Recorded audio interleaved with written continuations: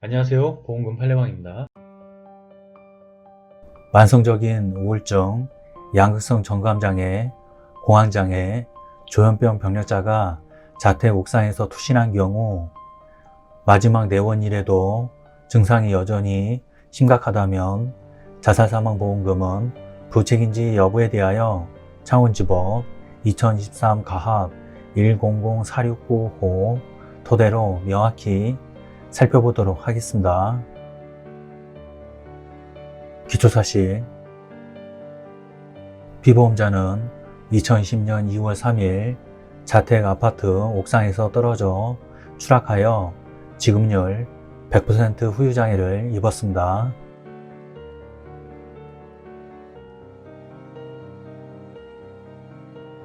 재판부의 판단, 가 피고 회사의 보험금 지급 의무가 면책되는지 여부, 관련 법리, 정신의학에서는 기분의 변화와 함께 전반적인 정신 및 행동의 변화가 나타나는 시기를 일시적인 기분의 저하 상태와 구별하여 우울사파라고 하고, 그 정도가 심한 사파를 주요우울사파라고 하여 주요우울장애로 진단합니다.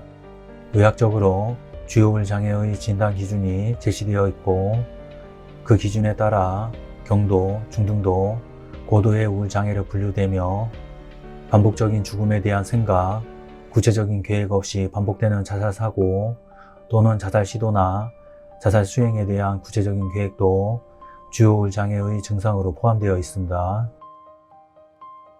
이와 같이 주요우울장애의 진단 기준, 자살과의 관련성에 관한 의학적 판단 기준이 확립되어 있으므로 사실심 법원으로서는 주요우울장애로 자유로운 의사결정을 할 수 없는 상태에 이르러 자살하였다고 볼 만한 의학적 견해가 증거로 제출되었다면 함부로 이를 부정할 수 없고, 만일 그러한 의학적 소견과 다르게 인과관계를 추단하려면 객관적인 다른 의학적 전문적 자료에 기하여 신중하게 판단하여야 합니다. 아울러 의사로부터 우울병 등의 진단을 받아 상당기간 치료를 받아왔고, 그 증상과 자살 사이에 관련성이 있어 보이는 경우 자유로운 의사결정을 할 수 없는 상태였는지 여부를 판단하기 위해 자살 무렵의 상황을 평가할 때에는 그 상황 전체의 양상과 자살에 이르는 일련의 과정을 종합적으로 고려하여야 하고, 특정 시점에서의 행위를 들어 그 상황을 섣불리 평가해서는 안 된다고 할 것입니다.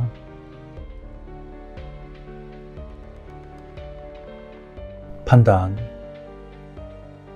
쟁점, 피보험자가 심신상실 등으로 자유로운 의사결정을 할 수 없는 상태에서 자신을 해친 경우에 해당하는지 여부, 피보험자는 매우 오랜 기간 동안 우울증, 양성 정감장애, 공황장애 등의 정신질환을 앓아왔고, 진주 경상대병원 또는 창원 경상대병원에서 위질환의 치료를 위해 입원 또는 통원 치료를 반복하였으나 그 증상이 쉽사리 호전되지 않았는 바, 여기에다가 특히 2020년 2월 3일자 보험사고 직전에는 부친과 다툼을 하게 되어 아주 흥분된 상태에 있었을 것으로 추산되는 점까지 보태어 보면, 이러한 정신질환이 피보험자가 자유로운 의사결정을 할 수 없는 상태에서 2020년 2월 3일자 보험사고를 일으켜 상해의 결과를 발생케 한 직접적인 원인 행위라고 보이고, 그 상해는 피보험자의 고의에 의하지 않은 우발적인 사고로서 피고 회사의 보험금 지급 의무가 면책된다고 볼 수 없는 보험사고로 인하여 발생한 것으로 볼 수 있습니다. 상세한 이유는 다음과 같습니다.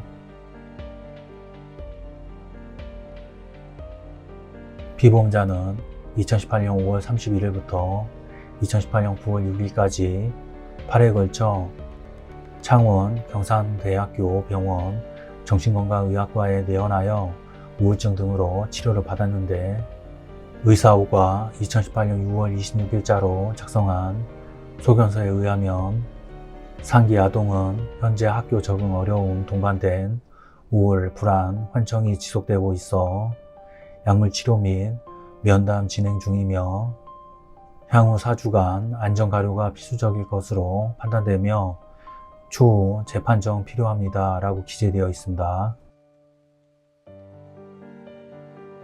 또한 피보험자는 2018년 9월 10일부터 2020년 1월 22일까지 진주시 소재 경상대학교 병원에서 양극성 이형장애로 치료를 받았는데 의사 P가 작성한 소견서에 의하면 급격한 감정 변화, 우울, 무기력, 부가치감, 공황 발작, 그로 인한 자해, 자살 시도의 반복이 있었던 환자로 2018년, 2019년 각 1회씩 총 2회 입원 치료를 하였음. 외래 진료하는 기간에도 작은 스트레스에도 기분 증상 악화되고 충동적으로 자해하는 모습이 있었음. 마지막으로 외래 내원 당시에도 증상은 지속되고 있어서 2주 간격으로 외래 진료 중이었음. 일반적으로 우울 증상이 지속되는 상태에서는 건강한 상태에 비하여 논리적인 사고, 결정 능력이 부족할 것으로 판단함이라고 기재되어 있는 바, 이와 같은 각 정신건강의학과 의사의 소견에 따르면 피보험자는 적어도 2020년 2월 3일자 보험사고 발생 약 2년 전부터 아주 심한 우울증 등을 겪고 있었던 것으로 보입니다.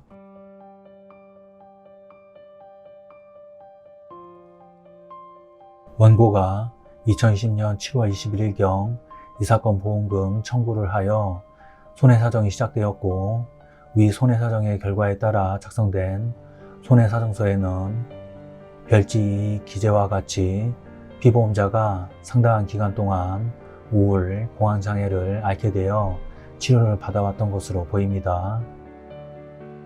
그리고 위 손해사정서 제10조기에 의하면 당시 피보험자의 모친과의 문답서에 따르면 피보험자는 교우관계 문제로 약 2년 전부터 정신과 치료를 받기 시작했으며 평소 환청, 소리 지름 등 정신병적 이상 증세를 보였으며 낮보다 밤이 심했고 월요일부터는 사람을 만나야 된다는 불안감에 일주일 중 일요일 저녁이 제일 힘들어 했는데 사고 당일 일요일 저녁 아빠와 다투는 소리가 들렸고 이후 방문을 잠그고 들어가 있어 자는 줄로만 알았으나 새벽 1, 2시경 인터폰으로 연락이 와서 사고를 인지했음이라고 기재되어 있습니다.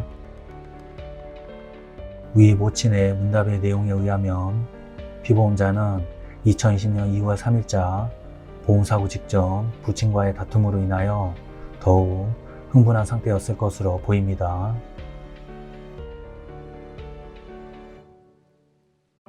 손해사정 결과 또한 아래와 같은 이유로 피보험자가 정신병적 증상으로 인한 즉 심신상실 등으로 자유로운 의사결정을 할 수 없는 상태에서 자신을 해친 경우에 해당하므로 피고회사가 면책되지 않고 보험금을 지급할 의무가 있다고 판단하였습니다.